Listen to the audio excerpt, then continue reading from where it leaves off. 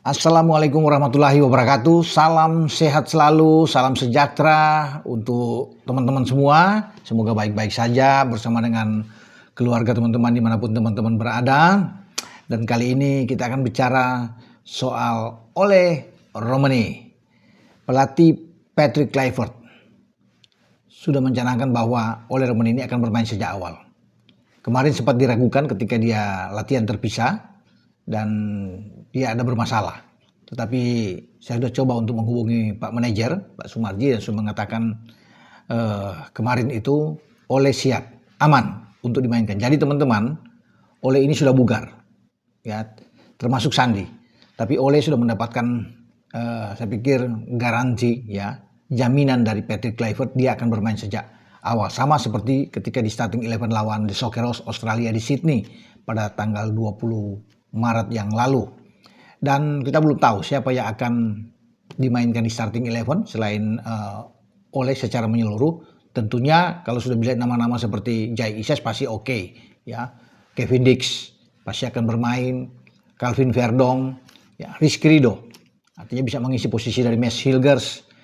Dan kalau bermain dengan 3 back, saya pikir Justin Hubner akan kembali. Ini sama seperti ketika melawan Arab, ya. Ketika ada Justin Hubner, ada Jai Ises dan Ridho. Nah, tinggal di tengah ini masih rame.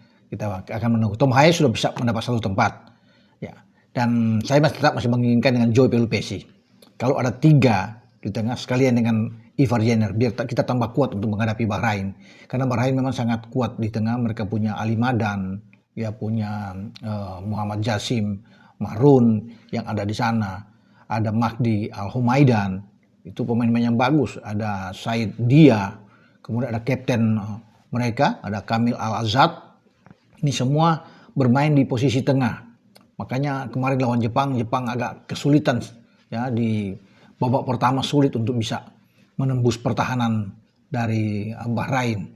Karena mereka begitu rapat, begitu kuat, ya, di tengah. Mereka hanya meninggalkan satu striker di depan, Mehdi Abdul Jabbar. Ya, dan bukan tidak mungkin melawan Indonesia juga Bahrain akan demikian, ya, bermain dengan pola yang sama. Ketika melawan Jepang mereka lebih menunggu, kemudian counter attack lawan kita. Pasti mereka akan belajar banyak ketika melihat video rekaman pertandingan antara Indonesia dan Australia. Nah, kita kembali ke Ole Romani. Pemain muda dari Oxford United ini di depan itu akan ditemani oleh Ragnar Oratmangun. Kalau dari belakang tengah tadi kan sudah ngomong, ya, siapa-siapa yang kemungkinan, ini baru kemungkinan, ya.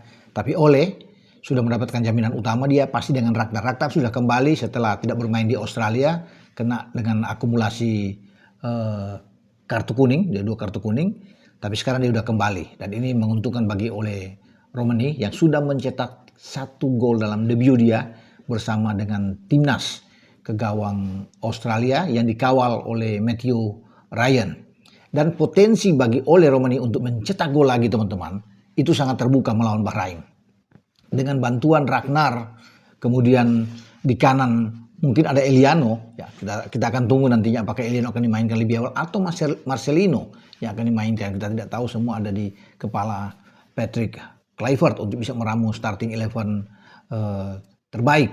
Jadi yang pasti Ole ini akan dimanjakan dengan umpan-umpan crossing, ya, yang sangat baik dari Ragnar. Kemudian pasti Kevin Dix juga akan banyak membantu dari sisi kanan. Kalau Eliano ditempatkan di kanan, mungkin ada Eliano di sana. Kemarin Eliano mendapatkan kesempatan 45 menit yang bagi dia cukup mengesankan ketika bermain lebih didorong ke depan daripada ketika dia mengawali, ya, atau debut dia di Bahrain ketika menggantikan Sandy Walsh waktu itu, tapi dianggap kurang begitu oke. Nah, dari Bahrain itu kan Eliano tidak dimainkan lagi, ya, di Cina, Jepang, nanti dengan Arab baru dia duduk di bench. Itu pun dia tidak dimainkan oleh STY, tapi kemarin Kluivert memainkan langsung Eliano dan dia bisa mendukung Ole Romani yang ada di depan. Makanya saya bilang sini, ya, teman-teman, bahwa Ole berpeluang besar untuk mencetak gol lagi ke gawang Bahrain. Bahrain itu dikawal oleh penjaga gawang Ibrahim Lutfallah. Penjaga gawang juga yang sama ketika berdiri di bawah Mister Bahrain saat bermain 2-2 dengan Indonesia pada tahun yang lalu, dan sekarang dia akan kembali menggawangi Bahrain. Dan pasti Ole, ya, merasa termotivasi, ya, pasti terlecut motivasi dia untuk bisa membuat gol lagi. Karena saya pikir peluang besar ada di Ole. Kalau dia ditaruh nomor 9, pasti dia akan bisa mencetak gol. Dan saya rasa Rafael Struijk juga akan dicadangkan, tidak akan dimainkan dulu karena kehadiran Ragnar ini sangat membantu.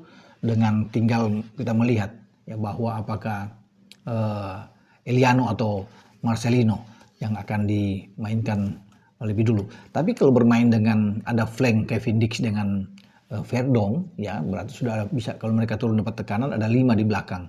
Nah kalau ditambah dengan 3 misalnya Ivar, Pelupessy dan Tom Hai berarti hanya ada 2 di depan. Ragnar bersama dengan Ole.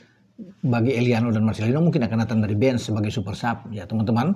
Jadi kita akan lihat kecuali salah satu di antara 3 gelandang ini tidak bermain, misalnya Ivar tidak bermain, hanya Pelupessy dan Tom Hai.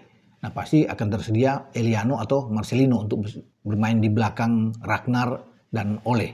Nah itu yang kita akan lihat opsi-opsi. Tapi saya lebih suka dengan 3 gelandang ya saat menghadapi Bahrain karena ada rasa was-was juga dengan kekuatan Bahrain setelah melihat melawan Jepang. Mereka bertarung dengan sangat kuat dan menyulitkan bagi Wataru Endo dan kawan-kawan juga untuk bermain dan bisa mencetak gol di babak pertama sebelum ada 2 gol yang dibuat oleh Jepang lewat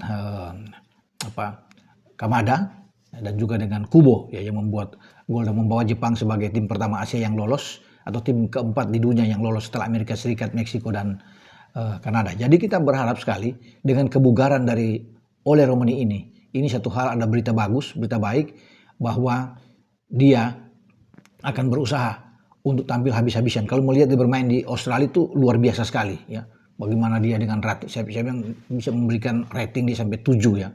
Untuk Indonesia satu-satunya yang terbaik saya pikir, di samping ada juga Verdong yang kita tahu bermain sangat bagus, tapi Ole di depan bergerak dengan mobilitas yang sangat tinggi. Itu yang kita harapkan saat menghadapi Bahrain, dia akan bermain seperti itu, apalagi sudah ada Ragnar yang siap membantu dia. Ya, dan kalau Pelupessy main juga ini jauh lebih bagus, gelandang akan terkontrol dengan baik, memberikan kesempatan kepada Tom Hai untuk memberikan suplai bola ke depan terhadap Ole Romani ini. Jadi kita berharap ya teman-teman, kita bisa mendapatkan hasil positif melawan Bahrain karena itu menjadi target ya. Kita harus bisa menang melawan Bahrain dan kita akan melihat apakah Ole akan mencetak gol keduanya secara back to back setelah dia membuat gol ke gawang Australia. Meskipun kita kalah, ya kita tahu bersama, tapi di sini menjadi tantangan bagi Ole untuk membuktikan bahwa tidak salah kita mengambil dia sebagai warga negara Indonesia dan diambil sumpah di KBRI di London. Oke, sampai di sini yang saya Bung Ropan untuk mengkonfirmasi bahwa Ole sudah bugar, siap turun bertanding melawan Bahrain dan juga dia siap mencetak gol ke gawang Ibrahim Lutfallah dan mengacak-acak pertahanan dari Bahrain yang dikawal begitu kuat ya, dari Amin Benadi di sana dan Al Hayam, ini 2 center back yang kuat yang kalau kita lihat dari Bahrain ya. Semoga Ole bisa mendapatkan kembali gol-gol dia yang cantik melawan Bahrain. Nah, itu ditunggu semua oleh para netizen penggemar sepak bola tim nasional. Oke, dengan saya Bung Ropan, ciao.